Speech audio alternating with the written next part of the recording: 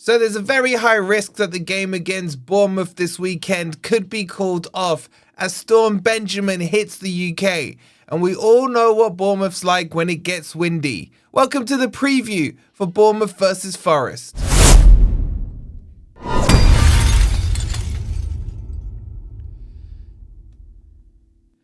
Hi guys, hope you're doing well and welcome to the preview for Bournemouth versus Forest.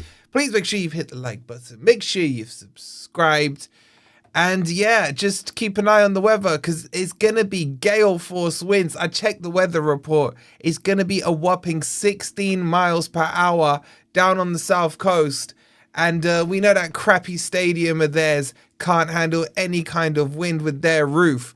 But as things stand, they've got the sellotape out and they're holding it down for all 200 people they can fit in that stadium.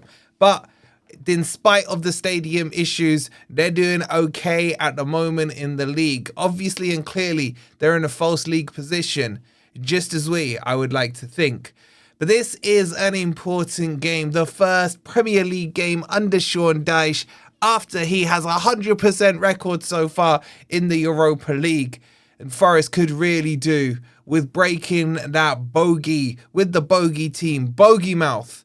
We haven't beaten them since 2015. Surely we are due a win, or at least a point out of this one. Let me know, would you guys settle for a point and get your score predictions, as I hit the table, in the comments down below. Okay, so the feel-good factor is up with Forest. We've got our 3 points in the Europa League. We need to get a win. Forest could find themselves 19th in the table before a ball is even kicked, depending on results this weekend. So we got to get our act together. We got Bournemouth, then we've got like Leeds and United, or the other way around. We got Europa League. There's a lot of football going on before the next international break. It's time to get this season up and running. So, look, there hasn't officially been a presser from Sean Dyche. Apparently, Ant dreamt some stuff up about Zinchenko being 50-50.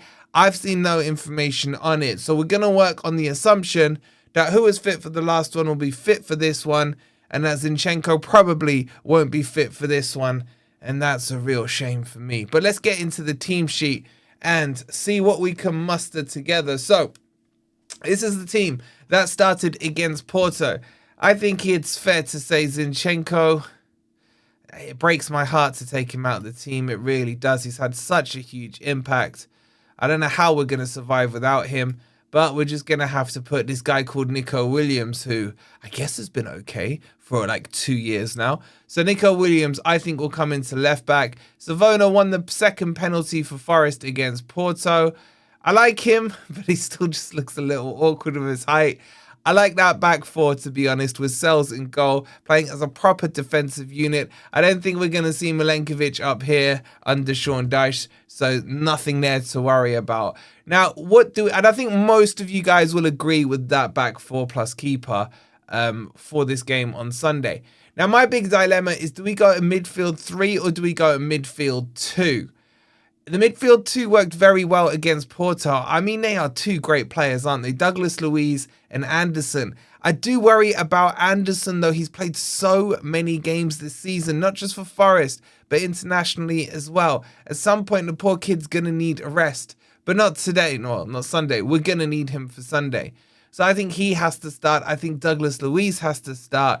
My real question is, do you put a third body in there, like a Sangare or a Dominguez, something like that? I don't think he's going to change too much, you know. I don't think he will. Maybe Dan Ndoye gets dropped for me.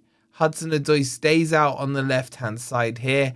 I think the way Sean Dyche praised Jesus after the game, it feels to me even if Chris Wood was fit, he's going to start. I'm assuming Back was out. That really leaves him with an option of Ndoye or Hutchinson on the right-hand side, or even McAtee. I want to see Hutchinson play. I think there's potential in the kid. I really do. This could be a good game for him. On the right-hand side, cutting in on his left foot. It could work out quite nicely. It doesn't need too much tweaking. The only thing I'd say, guys, is every time we felt that that's the team that takes us forward, I remember doing this a lot last season. We're like, ask the team, just roll it back out for the next game. We end up messing up or the team doesn't perform as well. And I just feel it's not quite refreshed enough if we just do this. So maybe we'll see a little rotation. Maybe Callum Owendo coming in for Jesus. I'd be surprised at that. Oh, it's just that midfield three. It's that midfield three. I don't think he drops Gibbs-White. Because that's what you would do if you wanted to go the midfield three.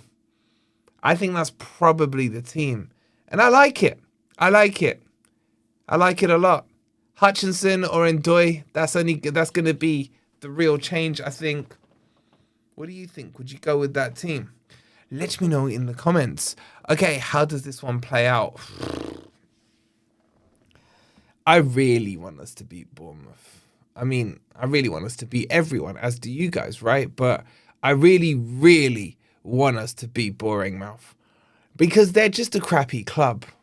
And I mean that with no due respect to them because they shouldn't be in the Premier League. Let's face it, a ground that barely holds 12k. They're having a massive upgrade to get to 20k.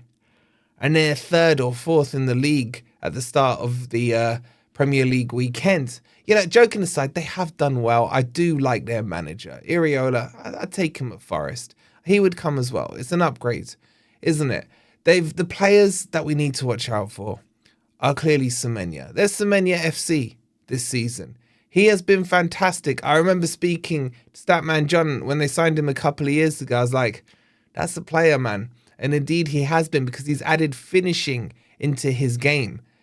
He's one to worry about. Kluivert I like as well. In terms of their injury, I think Evan Nielsen is doubtful for this game, as is Brooks. But they do have decent quality all round. Look, let me put the kind of jokes and banter aside for a second with Bournemouth. You kind of got to respectfully, not respect, but respect what they did this season so far. They had that backline stripped up. They lost their keeper and 3 out their 4 main starting defenders. They made a lot of money off it. And they went straight into the season unfazed. And you got to give credit to their manager for that. In midfield, they got good players. I like the American there, Adam. I would have liked him at Forest when he left Leeds. I know he's had injuries and what have you for a while, but he's back and he's ticking. This is going to be a tough game. A draw is a good result. I'll take 4 points out of the next 6 available to us.